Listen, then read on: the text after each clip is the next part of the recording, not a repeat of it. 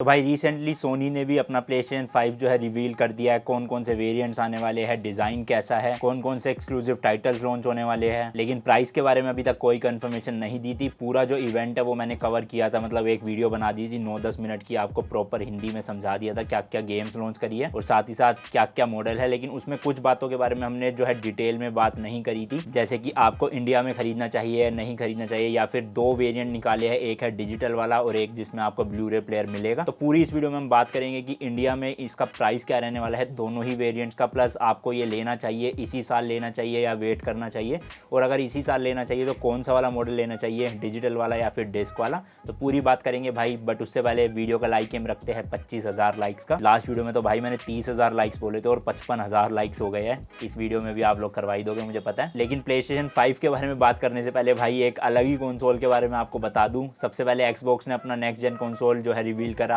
फिर Sony PlayStation 5 reveal करा, और उसके अगले दिन ही KFC चिकन खाने जाते हो ना भाई, KFC जो फूड चेन है, उन्होंने अपने ऑफिशियल ट्विटर हैंडल पे एक वीडियो अपलोड करी जिसमें उन्होंने अपने नेक्स्ट जेन कंसोल के बारे में बताया। मतलब भाई फीचर्स लिखे हुए थे 4K 120 FPS, इसी के साथ साथ क्रॉस जेन, मतलब कि आप प्लेस्टेशन 5 की भी गेम्स उसमें खेल सकते हो, एक्सबॉक्स की भी गेम्स उसमें खेल सकते हो, और साथ ही साथ जो सबसे फनी फीचर था कि भाई कंसोल के अंदर ही आपको चिकन ग्रिल मिल जाएगी। मतलब आपको चिकन अगर जो है वो ग्रिल करने है, या फिर आप कह सकते हो कि एक चिकन चेम्बर मिल रहा है उसमें। तो भाई ये बड़ी फनी चीज थी। तो लोगों को सच लग रहा है कि ऐसा कोई कंसोल लॉन्च करने वाला है KFC, बट ऐसा कुछ नहीं है भाई। ये एक तरह से KFC ने मजाक किया सबके साथ, और भाई मजाक में ऑफिशियल डेट भी बता दी थी उन्होंने 12 नवंबर 2020। बट आपको मैं पहले बता दूं ये सिर्फ एक मजाक था, या फिर आप कह सकते हो एक मार्केटिंग स्टंट था, क्योंकि भाई एक दिन पहले ही प्लेस्टेशन 5 रिवील हुआ है, बहुत सारी उसकी न्यूज़ फैल रही थी, हाइप हो रखी थी नेक्स्ट जेन कंसोल्स के बारे में, और KFC ने भी मस्त मार्केटिंग टेक्निक निकाली कि चलो भैया मजाक कर लिया जाए छोटा सा। तो ये और कुछ नहीं था, ज़्यादा सीरियस लिया, दिल पे मत लेना इस चीज़ को कि भाई कंसोल आने वाला है KFC का।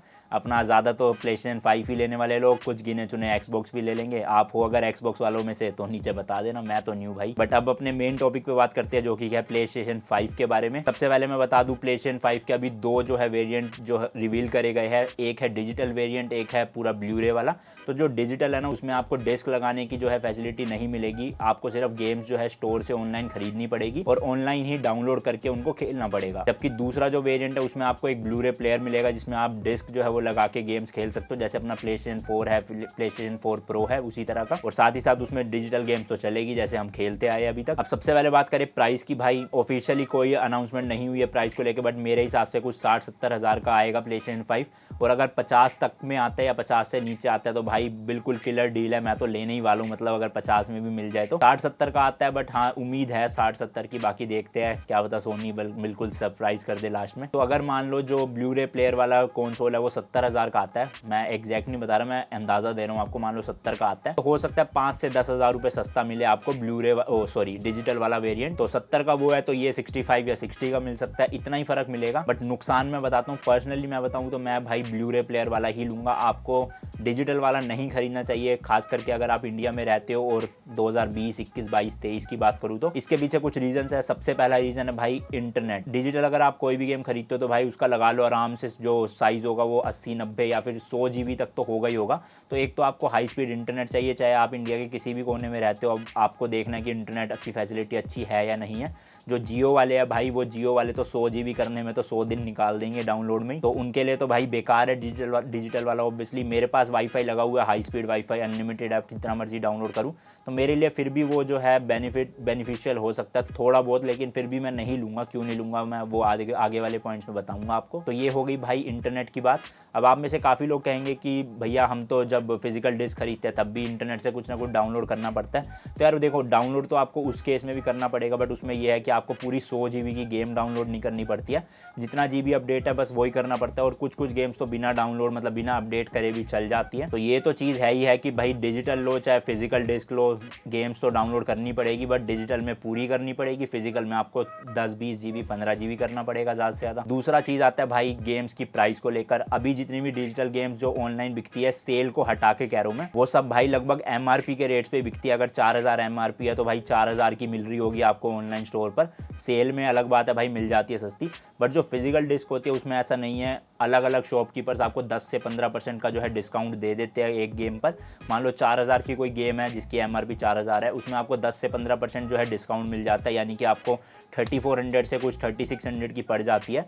तो आप ये इस तरह से भी फिजिकल डिस्क में पैसे बचा लेते हो आप। अगर आप डिजिटल खरीदोगे 4000 की, अगर आप फिजिकल डिस्क खरीदोगे तो भैया 3600 की। तो ऐसी आप अगर कितनी गेम्स खरीदते हो तो आप वो जो डिफरेंस आ गया ना कंसोल के बीच में 5-10 हज़ार का, वो आप 10-15 गेम्स में ही जो है अपना रिकवर कर लोगे अगर आप फिजिकल डिस्क वाला लेते हो सेट। तीसरा चीज़ आता है भाई रिटर्न्स को लेके। रिटर्न में क्या चीज़ कह रहा हूँ, गेम्स के रिटर्न को लेके। अब बहुत सारी ऐसी गेम्स होती है जो स्टोरी मोड वाली होती है, जिसमें ऑनलाइन नहीं खेलना होता आपको, तो आप वो स्टोरी मोड जो है 15 दिन 20 दिन 1 महीने में कंप्लीट कर देते हो। उसके बाद आपकी गेम जो है ऐसी पड़ी रहती है। कुछ गेम्स को छोड़ के कह रहा हूँ, जैसे गॉड ऑफ वॉर जैसी तो मैं खुद भाई 2-3 बार खेल चुका हूँ, बट बहुत सारी ऐसी गेम्स है जिनकी स्टोरी से आप एक बार ही संतुष्ट हो जाते हो कि हाँ कंप्लीट कर दी, अब नहीं खेलूंगा। तो फिजिकल डिस्क में ये है कि आप उन गेम्स को आगे बेच सकते हो 50% पे। मान लो 4000 की गेम है तो भैया 3600 की आपने अगर खरीद लिया है तो आप 1800 की या 2000 की वो गेम जो है वापस बेच सकते हो 1-1.5 महीने में आराम से, बिल्कुल। जबकि डिजिटल गेम में ऐसा बिल्कुल नहीं है। आपने एक बार खरीद ली तो वो आपकी आईडी में ही रहेगी, आप कहीं भी उसको सेल नहीं कर सकते हो। तो एक तो आप महंगे भी ले रहे हो वो गेम, ऊपर से आप उसे सेल नहीं कर सकते, तो आपका ही नुकसान है इस चीज़ में। इसलिए भाई मैं ज़्यादा प्रेफर करता हूँ फिजिकल डिस्क लेने की। इसके बाद बात करते हैं भाई चौथे रीज़न की। अब ये रीज़न आप सबके लिए वैलिड नहीं होगा, बट मेरे लिए वैलिड है भाई, क्योंकि मैं कंटेंट बनाता हूँ यूट्यूब पे। अगर मैं कोई फिजिकल डिस्क खरीद रहा हूँ तो भाई मैं उस पर 2 वीडियो बना सकता हूँ कि हाँ, एक में मैंने अनबॉक्सिंग दिखा दी, इंस्टॉलेशन दिखा दिया, और दूसरे में गेम प्ले दिखा दिया। जबकि डिजिटल गेम्स अगर मैं खाली खरीदता हूँ तो भाई उसमें तो मैं कोई अनबॉक्सिंग नहीं कर सकता, कोई थंबनेल में ऐसे पकड़ के टाइटल नहीं, मतलब वो नहीं बना सकता फोटो। तो ये चीज़ मेरे को नुकसान है। इसलिए मैं जो PlayStation 5 है वो भाई ब्लू-रे प्लेयर वाला ही लूँगा, डिजिटल वाला वेरिएंट नहीं लूँगा। तो ये कुछ 3-4 पॉइंट्स थे। अगर इसके अलावा कोई पॉइंट्स आपके दिमाग में है जो मैंने छोड़ दिए हो, वो आप कमेंट सेक्शन में ज़रूर बता सकते हो। और KFC के कंसोल के बारे में बताना भैया क्या राय है। बाकी भाई इस वीडियो के लिए इतना ही रखते हैं। आई होप आपको वीडियो पसंद आई होगी। वीडियो पसंद आई तो वीडियो को लाइक शेयर जरूर कर देना। 25,000 लाइक्स का एम है, आप तो करवा ही दोगे ज़्यादा ही। खैर बाकी मैं मिलता हूँ आपसे नेक्स्ट वीडियो में। Till then good bye, and as always तीखे रास्तों पर नहीं पड़ना फीका। बाय।